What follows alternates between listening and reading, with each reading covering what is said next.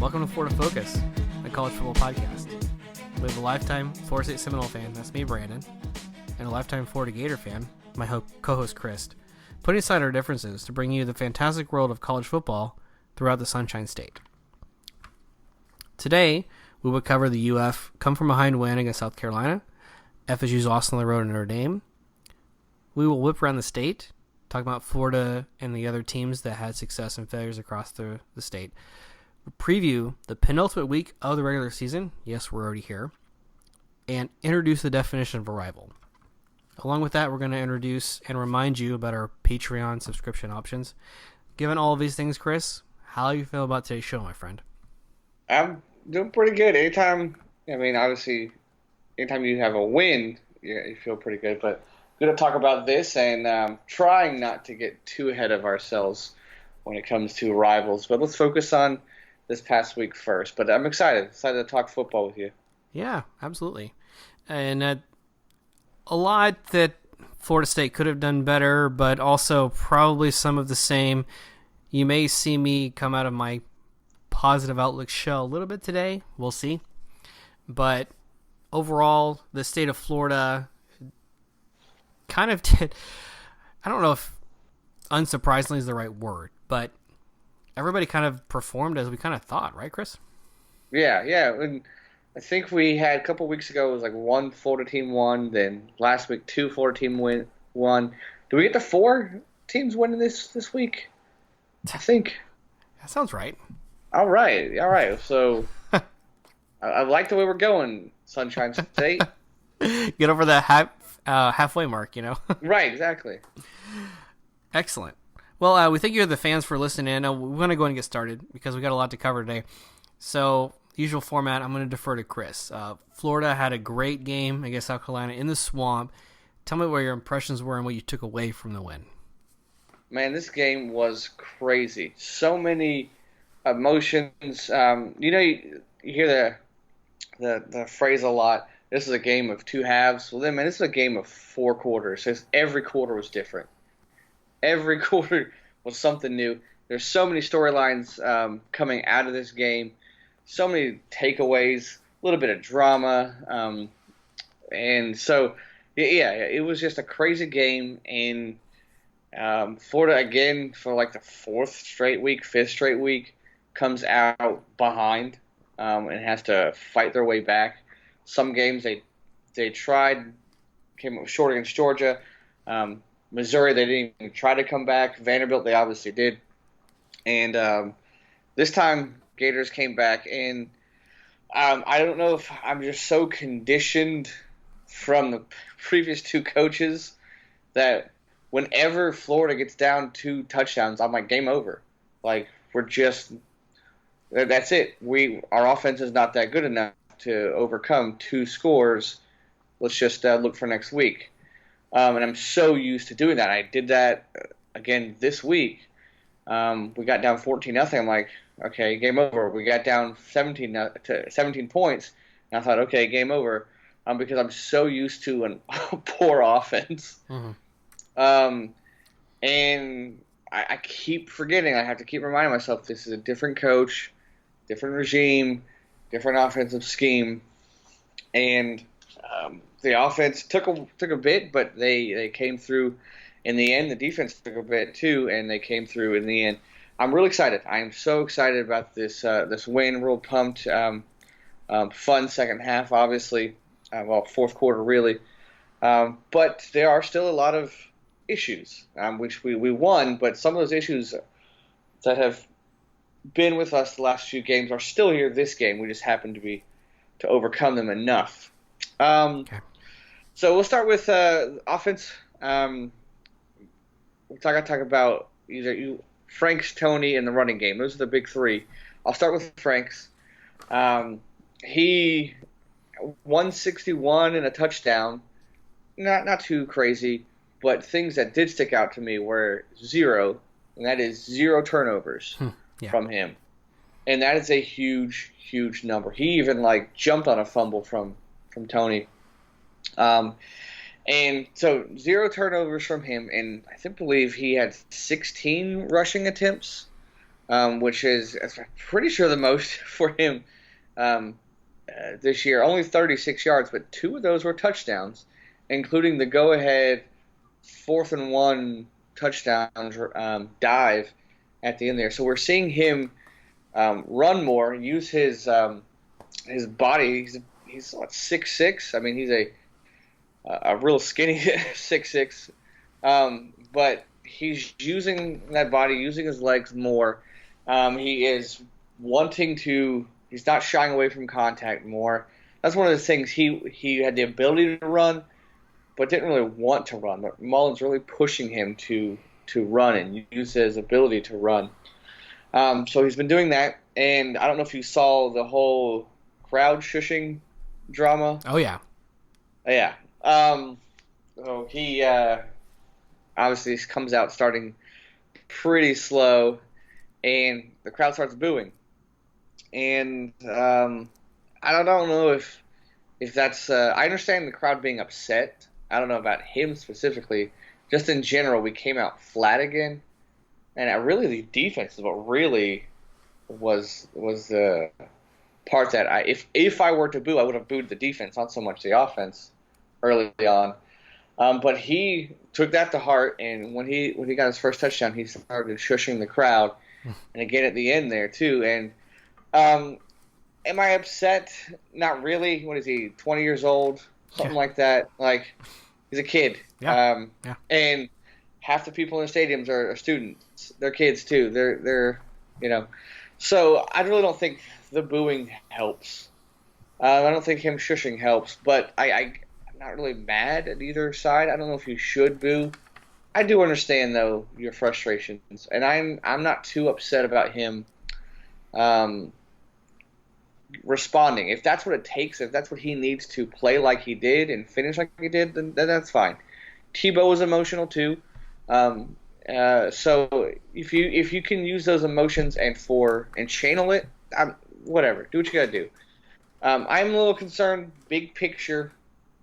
What does this mean, knowing you got a guy like Emory Jones coming behind you? Mullen's got another quarterback coming in. He's, Franks is not Mullen's guy. And now you're seeing stuff like this come out, with the new transfer rules and red shirt rules. I'm not really panicking, but I'm kind of that it raises my eyebrow a bit, to see big picture. But as far as the game, I'm excited to see him have some passion and not just kind of put his head down when things got bad. He used the booing as motivation and finished strong. Okay. So it's good to see him. The running game, Scarlett and Pirine again over 100 yards rushing. Yeah. Scarlett 159. They looked so good. Not so much the first half, but once we got things rolling, goodness gracious, they were so good. That O-line is stepping up and doing a great job getting some push. They weren't earlier on, but they did at the end. And I like how this team did not panic. And you could tend to, when you're down 17 with 4 something left in the third, you can start to go, okay, we must pass now. We must pass now. Yep. And we did a little bit. But it wasn't just deep bomb. It was, hey, let's rely on what got us here, what is our strength, and that's our 2 running backs, and that's our O-line. So I'm glad they did that. They didn't panic, and they stuck to the plan. And one thing that we did that really helped, and I have been saying, I think I said this last week on the podcast, Kadarius Toney has to touch the ball more. Because when he does, good things happen. In this game, he touched the ball a lot, and a lot of good things happened. There you go. So I'm glad that Coach listened to the podcast. I'm glad that he put it into the game plan. Yeah, So I'm just really happy to see our guys get over that hump. And I think Mullen said it in the press conference. He said, well, I don't really want to say that Georgia beat us twice, but I'm going to say it. I think Georgia beat us twice. They beat us in that game, and then we let them beat us twice by not showing up against Missouri. And we could have let them beat us 3 times. And it looking like at points that they were, especially coming out early. But we stuck to the plan, did not panic. One thing, though, on the defensive side of the ball, the first 2 possessions, we looked like we were just walking on defense. Yeah, I noticed that too. It was weird. Like, we were a step slower. And they just, whatever they wanted to do, busted coverages, guys wide up in the middle. It was a lack of effort. Everything was going wrong early on in the game for us on defense. And we finally figured out what we were doing once the offense figured out what they were doing. The defense got more confidence too. We go down 17. One play that really killed me on the defense, it was like 2nd and 19 at their own 4, something like that. And they throw it to Samuels, and he just outruns the guy, breaks a tackle, and almost outruns everyone. Thankfully, C.J. Henderson, he does not give up. He has not given up all season long, and he runs him down. They would eventually score, but I like that effort from C.J. Yeah. And at times our defense looks slow, but our times they seem like they knew what they were doing. I think C.C. Jefferson had one of his, if not the best game of his season. Just getting pressure, tackling running backs, just more consistent this game. So it's really good to see him getting back to form. I think our linebacker, Voshon Joseph, he got benched for a while there for just blown coverages and stuff, out of position. So that really concerns me going forward because 31 points is a lot. Now, I'm glad that we can score 35 ourselves, but 31 points, you don't want to be doing that because the last 2 games they've given up 30 plus points. And so that's starting to concern me a bit. Our secondary, we got some great players. We still got a lot of young players. I think the fact that C.J. McWilliams did not see the field was a plus because it might be more than 31, to be honest. But I like how we finished. I liked how the crowd got into it, the offensive got into it, and then we saw the defense get into it and sealing the game with that pick from Henderson. And finally getting a turnover. Just finally getting a meaningful turnover. Yeah. Really, really was good to see because we were so close for a while, and to finally get that was helpful. But one thing I want to talk about that just a real disappointment was our special teams. And that was a strength all year. This game, it hurt us. Primarily, you see, we almost gave up a kick return. They got called back from holding. But we see this sequence in the third quarter. I don't know the order. Did we muff the punt and then the field goal? Well, no, I think we missed the field goal. Field goal miss was first, then the muff punt. Yeah, and then the muff punt. And you're like, oh, okay, that's it. That's kind of where then they go up 17. And you're like, that was the turning point. Thankfully, our offense and defense bailed us out. But it was rough seeing our special teams not come through. I know part of it, Swain, our normal punt returner, he was out. And as good as Kadarius Toney was, that's not his forte. Kickoffs are pretty good. Punts, not so much. And McPherson missing that field goal. Although it was close and very reminiscent to the Kentucky one. Kind of, I felt like I went over the goalpost, but there's not as much controversy. Yeah, he missed it. So just seeing that kind of stinks. But overall, I'm happy. I'm really happy. I'm glad that we fought back because I was really concerned. Like if we get blown out again, then you got to start thinking, okay, Florida State's they have a pretty good offense. I'm not too worried about Idaho, but like it was really concerning me. But I like how we rallied. I like how we looked going forward and how we finished the game. Absolutely. Great synopsis, Chris. A couple observations I had from the game. You know, you mentioned the defense struggling early on. You know, Edwards of South Carolina just got loose on some missed tackles and some missed angles, which is all very odd for a Florida defense. Yeah. So that was a little bit concerning. There were a few plays that kind of swung in the Gators' favor, which you don't expect. Oh. Scarlett he recovers a fumble that like two defensive linemen in South Carolina just like, I just don't care to recover this fumble.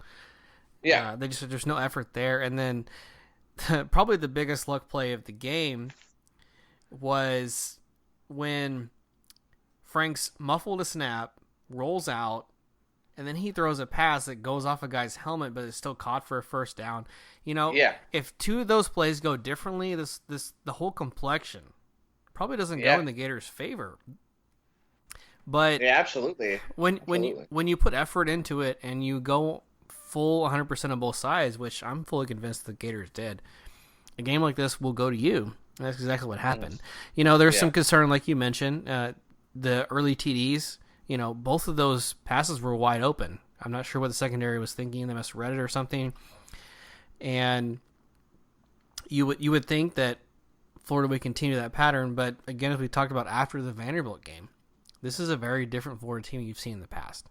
Yeah. And, you know, this is a team that kept running the ball, like you mentioned, didn't panic. Down 17, didn't matter. We'll stick with what got us here. We'll continue to go. Frank started to make the plays he needed to. And yeah, I really liked what you said. I'm a big effort guy, as we've talked about quite a bit. Henderson's effort to stop that TD with Deebo Samuel is probably one of the best players in the SEC. To see him get chased down, you know, that's against a lot of teams, that's not a play that happens. He just scores easily. But the Gators just won't let it happen. And yeah, sure, he scored a touchdown later, but you increase your odds by stopping him, and maybe you hold him to a field goal, and that's a 4-point difference. Right. So good for them. Again, with the effort, early in the third quarter, Franks tosses out a pass, and he goes downfield and throws a block. That's the kind of stuff I like to see out of a guy. Plus, Florida holds South Carolina scoreless and scores 3 straight touchdowns to win the game. So, this overall synopsis, you see a lot of effort plays and a lot of guys shining in a situation that maybe they haven't in the last 5 years. Yeah, and the end where we scored a touchdown, like just that mentality, like everyone knew we're going for it. There was no hesitation. It was just kind of like, okay, we're this close. We're here to win the game. We're playing so well, and I like that. Even my initial gut reaction was kick it, but then once they lined up, I'm like, no, that's right. We have everything going for us. We have the push. We have a big quarterback. Go for it. Yeah. And I like seeing him just punch it. Apparently, Franks didn't get the right call on that fourth down. Oh. So he didn't know what they were saying. I don't know what it was. So he called the run. I guess on the third down they ran the same play and got stuffed. It was a quarterback dive. But he didn't really understand. He didn't, for whatever reason, didn't get the call. But it happened to be that's the call they were playing anyways. That's the call that Mullen called, was the quarterback dive. Franks didn't get that, but he still decided to call the quarterback dive. And just the fact that they were both on the same page, even though they weren't on the same page, says a lot about this team and Franks himself, you know. So I really like the finish, and I did not think that it was going to finish this way. I've become that. I hate these fans, and I have become this fan. Like I mentioned before, anything bad happens, ball game. It's over. Quit. I'm gonna go mow the lawn. Whatever. You know.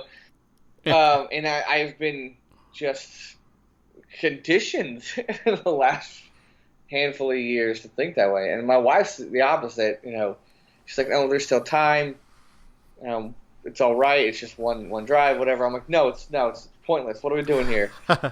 Oh, you know, and my ulcer, you know, just, and I have to stop. I have to retrain my brain to think, okay, There's still time. This is a different team. Yeah. And on the rival side of this and the outside looking in, you're like, okay, Gators have lost 4 games. Pretty much hopes are dashed. They're going to a bowl game, whatever, a decent comeback from an old coach. And all of a sudden, you just see them chip away, and you're like, okay, well, this win really defines their season. It makes a very big difference. And, okay, they limped into a bowl game at 7-5, 8-4 maybe, and now they've got bigger goals on the horizon. Yeah. So that's what you like to see out of a team, rival or not. And so good for the Gators to pull it out at home. Yeah, I'm excited. All right, so excellent. Gators come back to win 35-31. Any last thoughts on the Gator win? No, like you said, I was thinking the same thing. Man, that changes the season if we can just, rode the game out like it was supposed to. But now we're talking, people have talked about New Year's Six bowls. And, I mean, there's still a lot has to happen. We have to beat Florida State. A couple teams need to lose in front of us. But just the fact that we're even legit talking about that is crazy. And that doesn't happen if we don't find a way to win this game. Yeah. So, yeah. I have plenty of thoughts on the New Year's Six Bowl, and we'll get to that later on in the preview episode. But, good tease there for the fans. Yeah. All right. Very good. Gators win at home.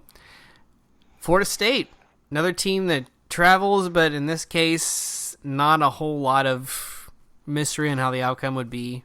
We had talked about some ways that Florida State could have made Notre Dame maybe squirm a bit, but didn't come to fruition. So, as is my motto, we'll stick with the positives and then the opportunities for Florida State. All right. So, with the positives, I think that we got a really good network this time. I really like NBC's coverage of football. I know that doesn't talk about the team necessarily directly, but I've always been a fan of their coverage, and I'm going to throw it back to the Gator alum, Chris Collinsworth. Man, he's such a good commentator. I don't know about his NFL career, but I've really liked the stuff he adds to the game. Yeah, I like when he does the NFL. I think he does Sunday Night Football. Sunday night, yeah, and that's what they're used to. Yeah, it's solid. Yeah, I agree. They do their research. They only have one game a week. You can tell they put all their staff into it, and I really appreciate that. Same with this game. They knew Florida State and Notre Dame pretty well inside and out. So, some of the positive Florida State can take away from this game. There was a play in the first quarter. Myers, one of our corners, he had an incredible interception effort. The only problem is he did it right after a pass interference, and it ended up being overturned. But when you look at the replay, he stole that ball. Yeah, he did, and that's what I love to see. He stole it. Now, he didn't turn around before that. That's the problem. Yeah. That's what I always tell corners. Turn around. Just turn around. That's right, Gus Scott. Even if you're doing it in the air, turn around. Make a play on the ball. That's what you got to teach your guys. And I'm sure Mickey Andrews is teaching that because he's a freshman. I'm sure that Barnett's teaching that. Turn around. Make sure you turn around. Yeah. On the offensive side of the ball, we did have a touchdown by Cam Akers. He ran the wild Cam formation. And that, by the way, to Florida State fans, is what Florida State would have done against Virginia Tech week 1. But Cam Akers fumbled the ball. Right. So, if you want to see it run to perfection, there you go. That's exactly the play that would have happened. That move he put on, I don't know if it was a safety or what, that move he put on that guy was good, right? Yeah. Ooh. That's why you put a running back, not a quarterback in that position. Yep. So as a side note, and I actually was texting with a UCF fan during the game, Cam Akers was a quarterback in high school. So if you ever wanted to run an option out of that formation, you could, because he could throw a touchdown. Yeah. That's something you can catch somebody off guard with. But ended up being a rushing touchdown. Good for him. We had on defense 2 turnovers. This is kind of when Notre Dame decided, okay, let's just try to throw the ball.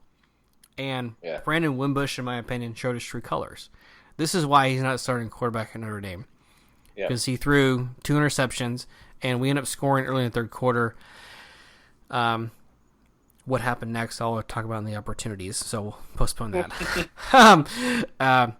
Jacquez Patrick, good rushing game. I counted this. We had 8 pass deflections, either from the defensive line or from our linebacker secondary. That's fantastic. We talked about this before. About every 4 pass deflections, you get a pick, and I was like, okay, after the 5th one, we hadn't picked it off. I was like, okay, we're due for one really soon. The 6th tip, picked it off, and then the 8th tip picked off as well. So we ended up getting 2 interceptions on defense. Fantastic. Gives our boost to our linebacker and secondary core, which has had some struggles this year. So that ended up taking away their passing game the rest of the game. At that point, it really didn't matter because Florida State was down so much. But Florida State did only allow 1 sack and only gave up 5 penalties. So good for them to clean up some of the basics of blocking and tackling. So good for us. Some of the opportunities, and I feel like I'm a broken record. I feel like I need to explain what a broken record is, maybe, because that's a phrase that's come around for a while, but people don't know what that is. That's right. Yeah, back in the day, you actually had LPs or vinyls. These are huge records, about 3 times the size of a DVD or Blu-ray. You would put it on a music player which had a needle, and if your needle was bad or you had a scratch in your vinyl, it would play the same loop over and over and over because it didn't know to go on to the next loop. And it would just repeat itself. So I feel like I'm repeating myself for you millennials and Generation Z or whatever they're called. Broken record. There you go. Florida State has a lot of opportunities for the rest of the season and going into next year. Obviously, the turnovers. We threw an interception on the second play of the game. This was probably mostly on Trey McKitty, our tight end. He should have caught this pass. But as you're going to see as a recurring trend, the weather was colder, the ball is harder, right? Balls just pop up. Not that it totally excuses that kind of blatant miss, but it does account for some of it. So Notre Dame scores shortly after. I learned something new, Chris. I'm sure you did from watching the game as well. I learned that if you catch a pass and your toe touches in bounds, but your heel is out of bounds, you're still in bounds, and it counts as a catch. So that's how Notre Dame scored a touchdown. Yep. That's educational. I'll log that one. Good to know. Cam Akers lost a fumble. We go down 17-0. We get a point after touchdown blocked. The announcers even caught onto this. It was roughing the center, which should have been 15-yarder. Right. Okay, this is the only time I'm going to go against the refs. We've been in the ACC since 1992. I've come to expect this kind of stuff. Let's move on. Okay. After that, we just continually get gashed by rushing plays. Williams, Armstrong, Jones, all of their running backs, just continue to get all kinds of chunk plays. 10, 20, 25, if not more yards. We give up a long punt return, which should have been bottled up for maybe a loss. We had 1st and goal at the 5. If we score here, this game looks very different. We would have, if we scored, we'd come within 12. We would have made Notre Dame a little bit nervous. Instead, don't cash in, not able to score at all. Going for it, by the way, is the right decision, given the offense we've had this year. Tamarian Terry dropped several passes. Our best wide receiver on the year, unquestionably.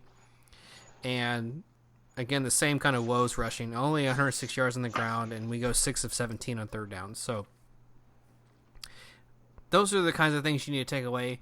But also, preseason, we predicted Florida State probably goes, and this is the end of a 3-game losing streak. Mm-hmm. You know, the mature fan probably sees it that way. So the questions I have for the fans going forward, how do you respond? All right. Do you come out and do you let these last 3 losses dictate how you play the rest of the year, or do you not? You know, I heard a rumor that Willie Taggart's favorite song is Phil Collins' Can you in feel the it? air tonight. Yeah, in that the one. air tonight. Is that it? Is that it? I'm sorry. In the air tonight. In the air tonight. So, if you're the Florida State fan base, do you feel it? Is it in the air tonight? Are you gonna be doing the air drum solo as you're watching Florida State play Boston College? What do you expect going forward? Do you see Florida State come out swinging? We'll talk about this in the preview more. But do you let these past 3 games dictate how you finish the year? That's the biggest question. Also, I asked the fan base this. You look at a team, the last 3-week span, you give up 59 points and 524 yards to Clemson. You give up 47 points, 445 yards to NC State, 42 points, 495 yards to Notre Dame. Do you let this dictate your season? All right. What has been the anchor of the Florida State team this year was the defensive line. The last 3 weeks, they've somewhat failed the fan base. Probably justifiably so. You understand coming into the year, Florida State faces a very, very tough schedule. But if you look back on the year, so far, Florida State's played 10 games. What games would you really take back and say, we really should have won that game? Would it have been Virginia Tech? That's the one I probably vote on. Opening night, you got to come out stronger. Mm. And then maybe Syracuse or Miami, but only one of those two. You came close against Miami. Syracuse, you expected to win handily, and you lost pretty badly. So if you were to take back 2 of those games, Noel fans, which would they be? You'd probably take the Miami victory, obviously. Yeah. And then but then that only still puts you as a 6-win team. What kind of turnaround did the Florida State fan base really expect? And those are the few questions I pose. But going forward, I think there's still a lot to build on. There's still a lot of questions, obviously, and Willie Taggart's not completely immune to all of these questions. But it's a hard-fought game on the road. Yes, I'm going to say hard-fought because I really do mean that. And the question is, how do you respond going forward? So they lose 42-13 on the road. 2 games left on the year. What were your thoughts about Notre Dame and the season going forward? I don't know. How many games has Blackman played in? 4. Great question you asked. He already has. He came in 1 play against Miami. He played all of NC State, and he played 2 others down the road. Okay. Then if they're not saving him for the red shirt, they need to play him. I think he is their best bet. I just think he's best bet for that system, and he gives them a spark, especially on the sideline, more than Francois does. And I don't know if he's going to win the next 2, but I think he's your best bet. And I think I'm just kind of off the – I never was on the Francois train, but I don't know. I think Blackman's – I think that he would have done better. I don't know if he would have won this game. I think he would have done better. That's just my take on that. And seeing the gashes right up the middle with the running backs, yeah, and the secondary again just getting outworked, and bigger receivers, tight ends, just making plays over them. And they did have. I will credit Florida State forcing a lot of turnovers. But then they would give up big plays and just not as consistent there. And yeah, like you said, that was, I think the announcer was like, here's Florida State's season in a nutshell, and that was that kick that was blocked. Yep. And I was like, that's exactly right. Just when you get some kind of momentum, something happens where you just get knocked back. And hey, we got points, so now we just give them extra 2 free points. Plus, we don't get 1 extra point. Yep. So that's just that kind of season. And how do you respond? You could look at it.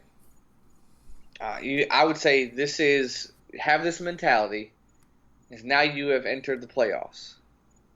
You have got a playoff. There's a, 3-round playoff. Boston College is the bowl game is the championship game. Boston College is at first. You don't get that championship game unless you beat Boston College. And then if you beat Boston College, you have Florida. You don't get to that championship game unless you beat Florida. And have that mentality. That is our 3-round playoff. And just go into it like that. We're in a playoffs. Forget everyone else. Right now with our team, this is a playoff. This next game, we have a home playoff game. The next two rounds. And have that mentality. And if you come out and you happen to lose to Boston College, Florida State is now the championship game. I mean, Florida is the championship game. Yep. Have that mentality. Forget everyone else. Forget what everyone else is doing. Focus on us. And that's what I hope Taggart's saying in the locker room and on the practice field. You know, this was a dream job for him. So yeah. There's no doubt in my mind he wants to preserve the bowl winning streak. 0. And so there's absolutely a lot of questions on how Florida State's played, and Brandon's been pretty optimistic on the year so far, but let's not perceive Brandon wrong. The way Florida State's played is not acceptable. With the recruits that you get, with the type of talent you receive, with the type of recruits, with the type of coaching, 4-6 is not okay. And you should be able to go out and make a game of some of these blowouts that you're seeing. There's no reason to go down to the wire with Louisville, the worst team in the conference. Yeah. There's no excuse to lose to Syracuse 37, despite how good of a year they're having. There's no reason for your best win of the season to be Wake Forest. And there's no reason for you to be an underdog against Boston College at home in November. Yeah. So don't misunderstand what I've said so far this year. Florida State needs to perform better than they have. But let me also say I'm very happy with the direction Taggart's taking. And, you know, despite what I've heard from Florida State fans, I don't think that this season is Willie Taggart's fault. Go on record for it. This is not the way that Florida State expects to perform and not the way he's coached toward. So, however else you want to put that blame on, go right ahead. But I'm going to say it's not Taggart's fault. Yeah, I'll give him some blame, but majority of it, no. Yeah, good point. He's not absolutely blameless. There are some things he needs to do better. He needs to crack down, and he needs to continue to push the players that he has. Yeah. But it's not entirely on him, absolutely. So before I got to have myself into the next weeks, I just want to say, you know, you don't expect to, and I predicted this preseason, you don't expect to win these last 3 games. That's fine. You expect the guys to show up, and mostly they did. There were some cracks in the foundation for some guys going forward. But there are enough bright spots to say that there is still a chance. Right. Florida State makes the bowl game, keeps the streak going, which is really what you're playing for. I really like the analogy you made, by the way, Chris. The playoff. You got 3 games going forward. That's beautiful. And I hope that's the same message he's preaching to the guys, because, you know, he's been there, he's lived this, and longer than any of these guys have been alive. He's been a Florida State Seminole fan. And if there's anybody to deliver that sermon better than him, I'd love to meet him. Right. Yeah, you have to just focus on you. Yeah. You have to. Yeah. All right. So, anyway, before I get a little too emotional, we'll move on. But, a hard-fought game, but still a heartbreaking loss for the Noles. Florida wins. Florida State isn't victorious on the road. Let's whip around the state. Let's talk about some other teams that won and lost. So, down in South Florida, how did the Miami Hurricanes fare? How is their season going, and what do we see from them going forward? Goodness, they are just backsliding. They are slipping quick. They lose another one to Georgia Tech, 21-27. And I don't know who this team is anymore. I really don't. I don't know who I'm like, which quarterback would I prefer? Neither. I thought Perry was the guy, then I thought Rozier was the guy, but now I'm like, I don't know if you just get their most talented, just hand it off to Wildcat Homer every time, or Dallas every time. Right. Like that's just your best bet, I think, at this point. Run the Wildcat. Hopefully your defense gets a turnover. Because they're pretty bad, and they gave the ball up a lot too, which does not help when you're already struggling as a team. And letting Georgia Tech, obviously, Georgia Tech's going to run on you, but anytime that Georgia Tech scores a touchdown through the air on you, you know it's a bad game. And they did that. So yeah, it's just now you got to start thinking. They're 5-5. Yes, sir. They got 2 games left. They got to win one. Yeah. I don't know, man. I don't know about that. It's crazy to think this is the same team that started in the top 10. Yeah. And they've lost 4 in a row now. Mm. You know, not any good wins. Let's also add that to the resume. Right. You know, their last win was against Florida State, which we've already established, not a great team. You lose against LSU. You've embarrassed yourself in the ACC. You haven't won a game in a month. Yeah. This is even a defense that really still hasn't underperformed. It's still been really good. You know, they actually had one of the best third down defenses in the country, but against Georgia Tech, that kind of goes out the window because they go for it on 4th down. They don't care if they come up short. Right. So I was wrong. I'll admit that. I really thought that Miami would get things back on track. I thought there was no way they lose 4 in a row against Rick. With Rick, excuse me. There's 2 possibilities going forward here. We can either assume A, Richt can't coach his players up but can recruit the right guys, or B, that Miami's having a bad stroke of luck and performing against one of the worst divisions in Power 5. So B is not very likely. All right. You're losing to Virginia. You're losing to the Dukes of the world. This is not a competitive conference. We've made many jokes at their expense. So you have to assume the first one, which is he's not getting his players ready, and which is unfortunate because I'm a fan of Richt. He was at Florida State for a long time, obviously at Georgia a long time. You see that he can do it, but I'm failing to see the disconnect here because I'm not really sure what has happened in the last 6 weeks. Yeah, I with Georgia, he always would do really well, but he could never get over the hump. And last year when they just didn't get over that hump, I was like, that's it for them. I didn't think it was going to be this bad, but I knew that was that's the ceiling for them. And he's a good coach and an even better person, but I just don't see him getting them over the hump and back to the championship level they expect. Yeah. But I never would have thought that he would just lose 4 games, potentially 2 more to end the season. He's better than that. Yeah, it's really sad. And I'll just make a quick side note here. When the ACC expanded in 2004 with 2 teams, Vautech and then Miami, and then finally in 2005 with Boston College, they actually put Miami and Florida State in opposite divisions on purpose. Yeah. Thinking, hey, we already know the writing on the wall. These teams are going to win their divisions every year and play in the conference championship. So we're going to have national television eyes twice a season. Good for us. More money, right? Right. Hasn't worked out. Florida State has never played Miami in an ACC title game. Miami has only won their division once. That was last season, and they lost.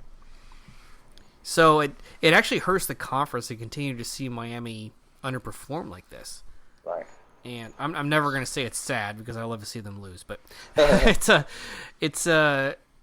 does hurt the ACC, and it's kind of a shocker, to be completely honest, given the talent and the coaching they have. Right. Yeah, I think though that if they find their quarterback, Rick, if he has a quarterback, that could change the whole thing. You can say that with almost every college football team, but a Rick team in particular, if they get a quarterback, maybe. But the way they're going, no, not anytime soon. Yeah. So, yeah, too bad. But Miami falls once again. All right. On to greener pastures and the team that carries the entire state this entire season, week in and week out. That would be the UCF Knights. Yes. You know, they beat Navy. They win by 11, 35-24. Mackenzie Milton continues to roll. He's 17 of 21 in this game, 200 yards, 2 touchdowns. The Knights have won 22 in a row. Hate to put you on the spot here, Chris. What is the longest win streak the Gators have had? That's a good question. I have a guess here because I looked it up. I apologize. Was it 08, 09? That or 95, 96. Okay, that was my other guess. One of those two, yeah. Okay. We'll go with the 08, 09 because that was Tebow and the best athlete in probably Florida history. That was 22 in a row. Okay. And that's what UCF matched this Saturday. Oh, okay. 22 in a row. That's impressive. Yeah. No matter what level you play at. Right. You know, good for them. Some of the other things that stuck out to me besides the win streak. The Knights rushed for 297 yards. They put it on Navy's defense. The line, the secondary couldn't stop these guys. McGowan, Killens, they all contributed. And I'm kind of happy, by the way, they're putting Killens out in the slot more. He's not really a between the tackle or center kind of runner.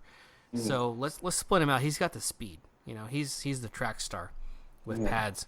So good thing that they're putting him out there. The defense for UCF did improve this week. It was evident they were gassed and tired, but that's what you expect against a triple option offense. Right. This is probably the most physical team that UCF will have seen all year. So the yards allowed, even the last touchdown, I can kind of forgive that because Navy is just such a power team. Right. But still impressive for UCF to come out with the win. Just to put some light into this winning streak, Florida State's longest win streak was 29 games. That was with Jameis Winston. That was 2012 to 2014. Technically, the last 2 games were with E.J. Manuel, but that was the title season, and then the rest of the year, and then the loss in the playoff. Around the state of Florida, the Miami Hurricanes from 90 to 93 also had a 29-game win streak, and then in 2003, Miami had a 34-game win streak. Yeah, they were good. They were annoyingly good. Yeah. Florida State had a chance to end the streak. It didn't happen. And, there was a stretch in that win streak, by the way, like for 8 games. Miami didn't give up a sack. I love to throw this stat out there because I love offensive line and kickers. Those are my 2 weaknesses for football. But that's more than impressive.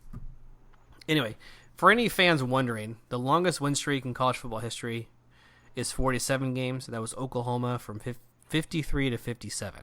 Okay. So good luck beating that one, but it's impressive nonetheless.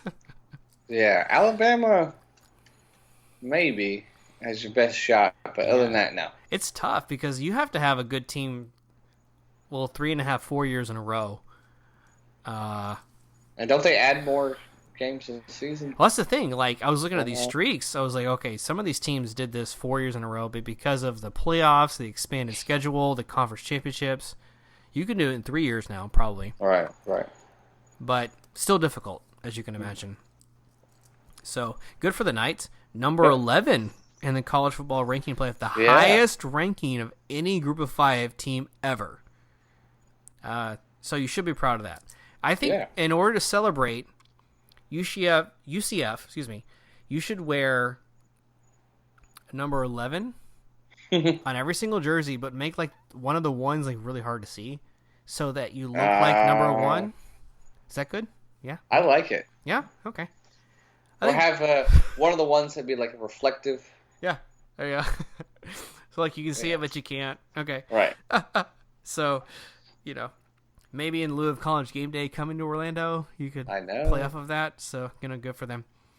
Anyway, we'll talk about the actual game next week, but good for the Knights to continue the win streak. Yeah. Good for them. Let's see. We have next up FAU gets a pretty easy victory against Western Kentucky, 34-15. One step closer to bowl eligibility. Yeah. So looking like they might not get it, but this is a good rebound game for them. Robinson passes for 231, pretty decent. No touchdowns, but no picks, which is good. But the story again, the running game, White and Singletary, both of them had fantastic games. Singletary won 48 and White with 163, both with 2 touchdowns. That's their bread and butter. They went to it. Western Kentucky's not good. Pretty simple. Yeah. Yeah. Yeah. Do you know how I watched this game, Chris? I watched it. Do you know how? No, I don't know. I watched it on Facebook. On Facebook? True story. They're getting into the streaming game. So okay. That's how I watched this game. So, yeah, good for the Owls to continue the... And to me, last week was when FAU turned the corner. Yeah, right. They're really playing up to what Kiffin coaches toward. Yeah. And, good for all the Facebook followers and the live comments that I was subjected to. Yeah, got a little player information there, too. That's kind of fun. I might have to check that out next time I run out of TVs, but still want to kind of follow. That's a good idea. Yeah. So, yeah, I really do think that FAU gets to bowl eligibility, and this is a great step toward that. Clearly, Singletary is their best NFL prospect, so continue to feed him the ball 25 times a game for all I can. Yeah, that's the smart thing to do. Yeah. Yep. All right, so FAU gets the victory. A team that did not get the victory, once again, was South Florida. The Bulls have just turned the corner the other way. Yeah. Okay? This is now their 3rd loss in a row. Now, they did have their backup quarterback this time. And I believe it's pronounced Ola Duncan. Barnett did get hurt against Tulane, so we understand that there's going to be some kind of drop-off, which makes sense. He did start off with a 76-yard touchdown pass. Nice for him. And South Florida did lead at halftime, but there was just too much against them. Their defense, and I never thought I'd say this against a Charlie Strong team, they give up too much in the 3rd quarter. Too many big plays. All their scoring was chunk plays, except for punching it in from the inside the 5. And this game surprisingly had no scores in the 4th quarter, but it didn't matter because South Florida was already down. So they lose to Cincinnati 35-23. And, with Barnett out and with Cronkite not having a great game, it's pretty clear without those 2 players, you're just going to struggle. Yeah. So, this brings me to my Charlie Strong update watch. I kind of predicted last week, okay, he's going to Kansas. Well, Louisville's head coach gets fired this week, so that opens up a whole new can of worms. Maybe he goes back to Louisville, because this is where he coached before, had some success. Not some success, more than some success. Yeah. But you also have the Maryland job open because of everything with DJ Durkin. So, I see the recipe building. USF struggling this season. Other Power 5 teams wanting a good coach. I'm always partial to Charlie Strong. I really don't think... I think there's an 80% chance he leaves South Florida this season. And Louisville's a good candidate, but I think they're looking at Jeff Brom probably more than Charlie Strong. But, Maryland, depending on if you want to take on that baggage, okay, go for it. Kansas is still a Big 12 school, but you got a long ways to go, but also they don't expect too much. Right. And, who knows? I don't think Lane Kiffin stays at FAU, so maybe he takes that job. I can see Lane jumping. Yeah, because FAU struggled this season. We've talked about that enough. And a lot of really powerful schools want Kiffin because of his pedigree, because of his coaching accoutrement. There's your word of the day, Chris. Okay, thank you. I'm going to look that up. How to spell it? Not a clue, but... It's probably French. I'll spend half a day looking up how to spell it, half a day trying to understand the definition, and half a day trying to pronounce it. And I'll get back to you next week. Okay. Sounds good. Me personally, I'm very partial to Charlie Strong, and I hope he stays in Florida. So Florida Atlantic might be a good fit, but it is kind of a step down. Oh, yeah. So I don't know that he would do that. Yeah. But, he has the ties to the Florida Gators and obviously South Florida. So, it's time to talk about that carousel because we're getting really close to the time of year. A lot of guys are going to be let go. And Charlie Strong is one of those guys that pops up every single year. This is in his second season with the Bulls. And if you're recruiting against not even the Big Three, but I'll say it, the Big Four, Florida State, Florida, UCF, and Miami, there's not a whole lot of guys you're going to get. You're going to get a lot of JUCO transfers. You're going to get some guys that are going to transfer out that have some other issues. DeAndre Johnson, by the way, is at FAU for the same reason. Cronkite is at South Florida for one of those same reasons. Just couldn't cut it. You're only going to get the leftovers of all the good Florida players. Maybe he decides to jump ship. You're going to hear his name a lot. I don't know if he's going to go, but his name will be mentioned in most of the open seats for sure. Yeah. And it's really sad to see that South Florida won't give UCF the game we thought they would. Last season. That's the biggest loss for all of us college football fans from this year. I was looking forward to that. I really was. But I guess that biggest game is going to be bumped up a week earlier. Yep. You got it. So, that's fine. All right, we'll finish off with last week's games with FIU going to San Antonio and taking care of business 45-7. Couple of takeaways from the game. Morgan, almost 300 yards passing, 3 touchdowns.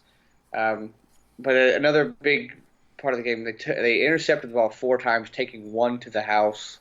Nice. So 7-3 so far, and hopefully they get to finish the season strong. Handled their business on the road. Didn't really struggle at all, and good job on the Panthers there. Yeah, again, nothing really much to add.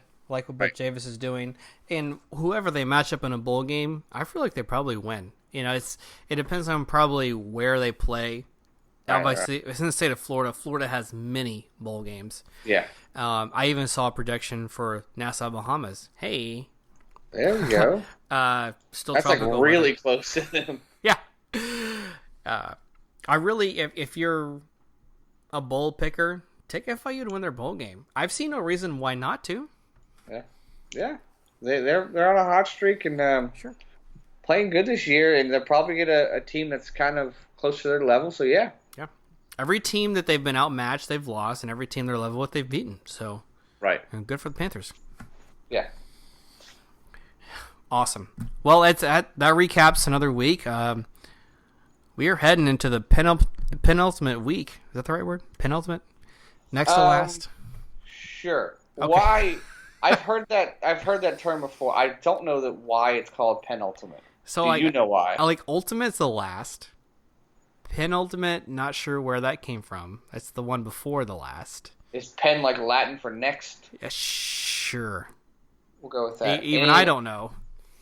Are you supposed to know this stuff, I man? know.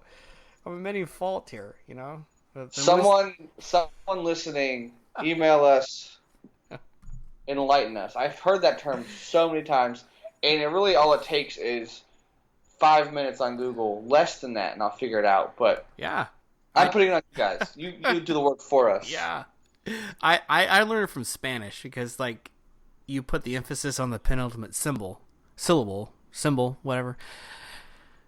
Man, we've lost 3 games in a row. I've lost all kinds of cognition of grammar. I can't even speak right. I don't know what to think anymore. Let's just move on from the losses last week. Okay. Going forward, the Florida teams have a lot to look forward to. Mostly the Gators, but other teams as well. So, Florida host Idaho. What are some of your thoughts on this game? I know there's not a whole lot to add. We kind of expect to have a big win there. I guess the couple things. One, this is one of the few, if any, home games I wish was actually on the road, because I would have loved to see them play at Idaho, because they have one of the coolest stadiums, domes. It looks like an airplane hangar. We've talked about this before. The Kibbe Dome. And I just kind of would like to see us play there. Just a side note. What is your estimate on how many? What's the capacity for the Kibbe Dome? Oh my gosh. Okay, so I used to call it the carport. Okay, I'll give you the Oh man. Can you get within 5,000? Okay, let's see. And that's yeah. Let me ask you this: is this including women, children, and cattle? Now here's the thing. That's a real good question. That's a real good question because the capacity is different from the record attendance. So I don't know if record attendance includes like vendors, cows, Okay. all that stuff. Or just seats, Right. Do the players count in the attendance? That makes a difference. They're inside the stadium, but they're not in the seats. I figure anyways. But what is the capacity? Okay, this is an honest guess, Chris. I'm literally gonna guess 5,500. 5,500. I'm probably going over, but I'm literally guessing. That's a lot. I'm giving Idaho Vandals a lot of credit here. It is 16,000. Oh my gosh! Well, yeah. Good for them. 16,000. The Okay. record attendance is almost just shy of 20,000. Oh man. And again, I don't know if that's vendors, refs, steer. Right. I don't know what. Anyways, but it's another side. Where do they play? What city do they play in? Ooh. And here's a hint. What country do they play in? Oh, you've really got me stumped now. That's the hint on the city. It's gotta be U.S., but Yeah. I don't even know if I can name 2 cities in Idaho. You got I one. know Boise and Laramie? No, that's Think my of homie. Mother Russia. Mother Think Russia? of Mother Russia. Kamchatka. Wait, that's the Risk board game. I actually don't know another city. Moscow. What? Okay. Yeah. Moscow, Idaho. Who knew? Yeah. Who knew? Well, our friend Jared from Canadian Texas. So, is it like a Paris, Tennessee, or something like that? So who knows? And there's a Paris, Texas, where I grew up. Okay, yeah, that's right. That's what popped in my head. Okay. Anyways, yeah. So, as far as the football game, man, I went off on a It's all right. trail. I was lost in the woods, and you, instead of bringing me back in, you started laughing at me. Yes, the game, it should be a win. The thing I really want to see is I want to see the freshmen. Okay. As many you can without burning red shirts. I know that Emory Jones has.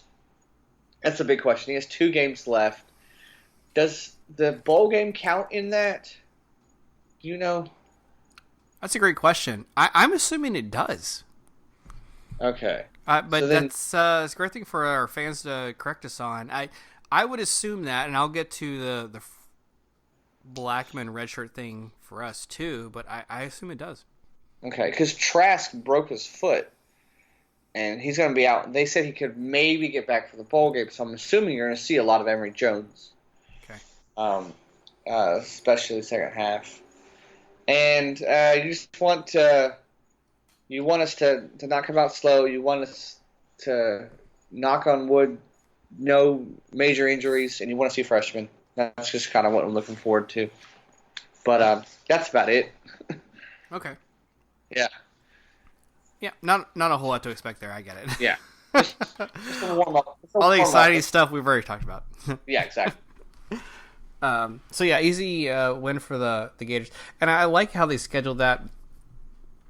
I think Florida State used to do the Division II or Group of 5 school previously, and they're trying to kind of mix that up, probably because they want to get better bowl bids and or better television time. SEC doesn't have that kind of struggle, so good for you. SEC is ridiculous. Yeah. The SEC schedule this week. I know. I was looking through the spreads and overrunners like, whoa, so many teams are favored by 28 points. What's going on? Oh, the opponents are not very good. Gotcha. Yeah. So, you know, everyone, not everyone, but most teams will have, you know, their cupcake games in the beginning. Yeah. SEC does that, and Alabama's trying to play some bigger teams early, and LSU has as well. But everyone, almost everyone in the SEC is just scheduled cupcakes the week before rivalry week. How about that?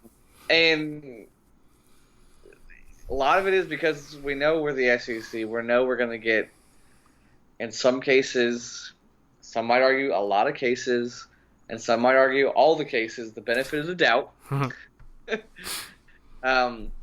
yeah, it's not a fun week. No. Not an exciting week. Not a lot of challenges. And I'll take my opportunity now to say this. Because of how strong the SEC schedule is, and because of their schedule, and only a tiny percentage because of the media bias, any 9-3 SEC team left at the end of the year has a shot at a New Year's Six Bowl. You alluded to this earlier, but it's a reality. Yeah. This is something that's happened before. Even Auburn last year with 10 wins, 3 losses, goes to the Peach Bowl against UCF and puts up a really good game. Unfortunately loses. But because Florida's able to win against South Carolina at home, obviously they're going to beat Idaho and going to be favored against Florida State. There is a good chance of a New Year's Six Bowl here. So it comes down to, how does LSU finish? How does Kentucky finish? Right. To me, those are the 3 teams you're looking at saying, hey, a 3-loss SEC team versus a 1 or 2-loss Big 12 runner-up. Who's a better match for like a UCF in the Fiesta Bowl or Peach Bowl? Right. And it starts with beating teams like Idaho, and we'll get to the rivalry games next week. But yeah, there's a lot to say about how you perform against these teams, even though they're not exciting. You know, how they set up the schedule matters a lot. Yeah. So, just real quick, Alabama plays the Citadel. Florida plays Idaho. Kentucky plays Middle Tennessee. Georgia plays UMass. Auburn plays Liberty. A&M plays UAB. LSU plays Rice. And South Carolina plays Chattanooga. Holy crap. Exciting. The biggest game in the SEC, Missouri at Tennessee. That's the biggest game. So, yeah. And that's, if I'm the SEC, I play that up because Derek Dooley, now on the staff in Missouri, travels back to Tennessee where he was a head coach. Why not? Yeah. Because nothing else is going to sell. Make that your SEC game of the week. Why not? It is. Yeah. It's ridiculous. Over to the ACC, Florida State does play Boston College. I was kind of surprised to see this is kind of a pick'em game. Florida State's giving either a point, 1.5 points to Boston College. So it's essentially a pick as far as Vegas is concerned. I guess I shouldn't be surprised at this for a few reasons. Florida State Boston College has never been a totally balanced game. Either one team's blown the other team out, or you get the occasional close game. Right. And I don't see a whole lot of reason to be concerned about this game. I'll be completely honest. Florida State has owned BC most of the years we played in conference play. A.J. Dillon has to be stopped here. The good news for Florida State is he's day-to-day. He's been struggling with injuries the entire season. If he'd been healthy the entire year, just like Bryce Love, they would have been Heisman candidates, but injury has stopped them from being that caliber. You also have 2 things in your favor as a Florida State fan base. You have the revenge factor. We lose one of the worst games probably in the last 5 seasons. Last year, 35-3 on the road to Boston College. Plus, you come in this game losing 3 in a row. So, the question again becomes, are you hungry? Do you want this win? If you want it, it's there. Yeah. Boston College goes down in Tallahassee. Okay. And I there's no more road games for Florida State. Are the fans going to show up? Hey, why not?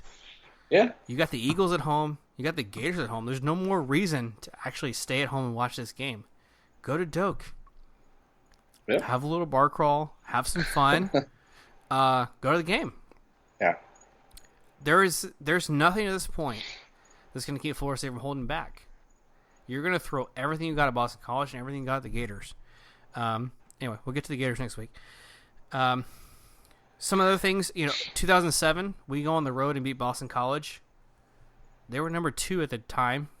Their quarterback, Matt Ryan. Ah. Matty Ice. Yes. Quarterback of the Falcons. So we can win the game in this situation. Also, I looked at Boston College's schedule. In my opinion, their best wins of the season are either Temple, Miami, or Virginia Tech. I'm just curious, Chris. Out of those 3 teams, who do you think is the best? Temple. Yeah, I agree. Yeah. Temple, good. The other 2 teams, not so good.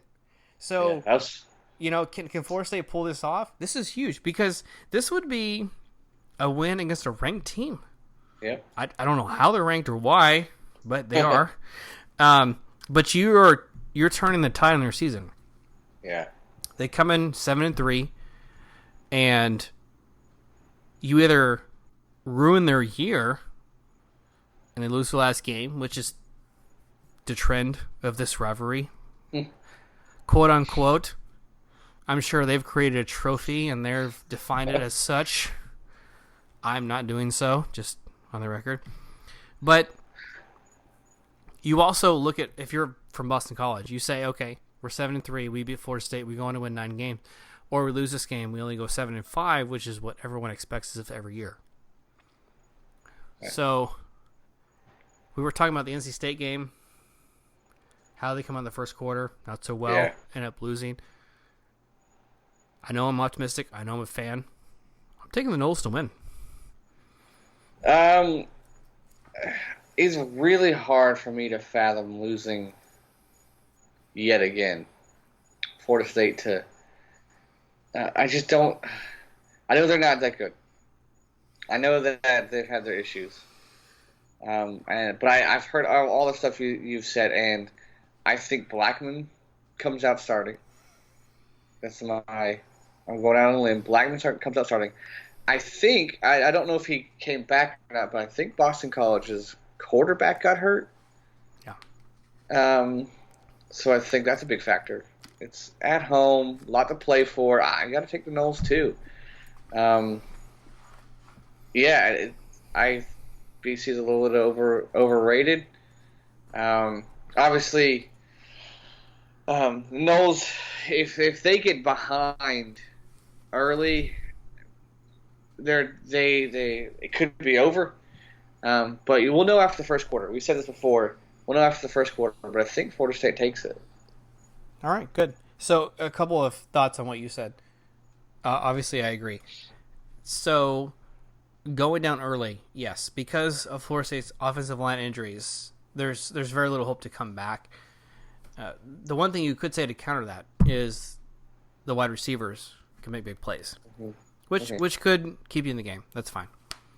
I hate to admit this to you, Chris, but I took over our Twitter account this week, and I went out on a little bit of a limb. So somebody had asked me about the whole Francois Blackman situation. Okay. And I sincerely apologize, and I pray your forgiveness. But what did you do? What I said was, I really think because of Taggart's press conference after the Notre Dame loss, that Blackman is going to redshirt the rest of the year. Oh. So this is again a theory, but here's what I think happens. Okay. I think Taggart has made a decision to ride out Francois the rest of the year, good or bad. He's looking for the big picture. You got it. So okay. Here's the question that Florida State fans may have if this is true. Does Taggart care about the bowl streak? The answer is always yes. Okay? So stop asking. Number 2, what happens with Blackman? So I think he redshirts. He's played 4 games. He gets to sit 2 out. We don't know about the bowl situation. That's fine. But I think that Blackman ends up serving as a really good backup for next season to Hawkman, which is our next recruit. Okay. There have been many times, 4 times namely, where the freshman quarterback for Florida State has had as their best season year 1. Okay. That's been true for Weatherford, questionably E.J. Manuel, Jameis Winston, and then Christian Ponder. Oh, maybe. So my thought is you just, despite the incumbent, you just go with the new guy because he fits your system and you move on. Okay. Regardless of how it happened. So that means that this year, Blackman gets the red shirt. He didn't redshirt before. This would be his first redshirt. This would only be his second season, and it technically wouldn't count. Now, the one caveat in all of this, and to prove what you were saying, is if Francois gets hurt. Right. You don't have a choice. You don't have any scholarship guys behind those guys, so you would have to play Blackman. I'm a little hesitant this plan would work if I'm true, because Francois is a pocket passer. He kind of sits back. It's clear he can't run. Blackman, as you mentioned, clearly more mobile, has better athleticism, and there's some worry there. But if Francois can somehow muster 2 great games, get us to 6-6 and a bowl, that would be fantastic, and I would love that, and that would mean a lot for our longevity. But I have my doubts. I don't doubt it against Boston College, FYI. But that's my take on the future of the FSU program. Okay. Yeah, it's just interesting with the new rules now. Yeah. Especially with quarterbacks. Yep. All right. Anything else on them? Nope. All right. Then we'll go to stay in the ACC with Miami, and they're on the road to or at Virginia Tech. And I don't know how to pick on this one. I just don't know. Like it's gonna be a glorified pillow fight, I think. Yeah. Which it might actually turn out to be a good game, but as far as who wins, I mean, I might just slightly go Vatech just because they're at home. Like that's the only reason, really. Yeah. They're both not really playing well right now. No, I agree. There's not a lot of excitement with the Hurricanes, and last week I was thinking, hey, maybe they correct things at quarterback, they get things going. Maybe they continue their defensive dominance, and neither happened. So, there's not a whole lot of room to believe that Vatech slips here. So, yeah, I'll take the Hokies. All right, so in their last, 10 games combined, so Vatech's last 5, Miami's last 5, how many wins total? Oh. In their last 10. Let's see, Miami's 5-5 this year. They lost to Wisconsin and Pitt. So Miami, that was at 3-7. How many wins between them? Oh, between them. Between them. In the last 10 games. In the last 5 weeks. Does that make any sense? Okay, gotcha. In the last 5 weeks, there's 10 total games. So Miami's 1-4. Tech. Ooh. 2? Yep, they're also 1-4. Is that right? Wow. Yeah. They beat UNC, but lost the rest. UNC is the worst team in the Eastern Seaboard. Are you kidding? Jeez. And they beat them by 3. Yikes. The rest have been losses, so it's gonna be a fun one. I'm so ashamed of my conference. This is ridiculous. Especially in the Coastal. So bad. Yeah. Woo. Yeah. All right. So, we'll move on to probably a more sad situation. The South Florida Bulls, they Again, they've lost 3 in a row, and they're actually going on the road to face probably the hottest team in the American besides UCF, which is Temple. Okay. Temple's favored by 2 touchdowns in this game, and rightfully so, because Barnett stayed today. Cronkite didn't perform last week. We'll see what comes of that. But bigger than that, Charlie Strong's defense hasn't showed up. Temple is running the ball so well that I don't see anyone stopping them. They continue to get better as the year goes on. The last probably 6 games, they've showed that they're probably the best rushing attack in the American besides Navy. So I don't see any reason why Florida doesn't drop another one. So I'll take Temple again. This is crazy because, as I'll talk about with UCF, UCF hasn't locked up even their own division yet, despite their winning record. Yeah. It all comes down to this last game for them. Yeah, last 2 games could really change things. Yeah. You can go ahead and just finish up with UCF while you're... UCF. And by the way, good for Orlando. Finally gets game day. When's the last time they had game day? Never. Okay. First time. So good for the Knights. Probably deservedly so. Knights fans would probably say, because of the comments Kirk Herbstrieg's made and ESPN's made passing comments, that they're being dissed and not respected. As tenured programs in college football, you and I know the history behind the sport and why that's the case, and don't put a lot of credence into their response. But UCF, with a 22-game win streak, has earned some respect, as we've talked about. So, again, the highest ranking in the college football playoff committee. A win here does lock up the division for UCF. A loss, however... Yeah, okay, let me say this. If UCF loses this game, I would urge all Knight fans to go to your closest cathedral, convert to Catholicism, and say a bunch of Hail Marys. Yes. Because if you lose this game, you're going to need a ton of divine intervention to win your division and go to even your conference title game. Yep. If not, you're going to a very poor bowl game. Right behind you is one loss Temple, who beat Cincinnati, who has 1 loss to Temple.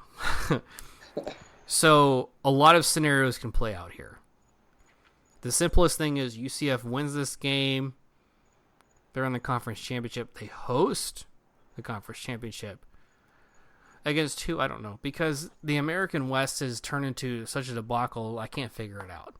All right. There are 3 teams tied, and they all have 3 losses. So you thought 2 weeks ago it would be Houston, but they've lost twice in a row, so who knows?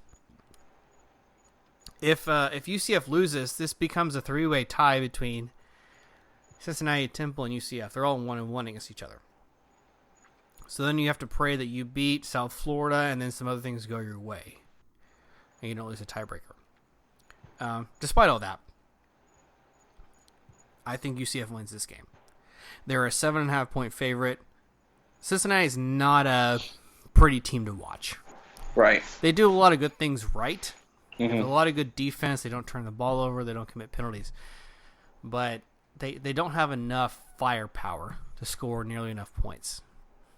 As we talked about, and as I said repeatedly, UCF's going to score at least 31.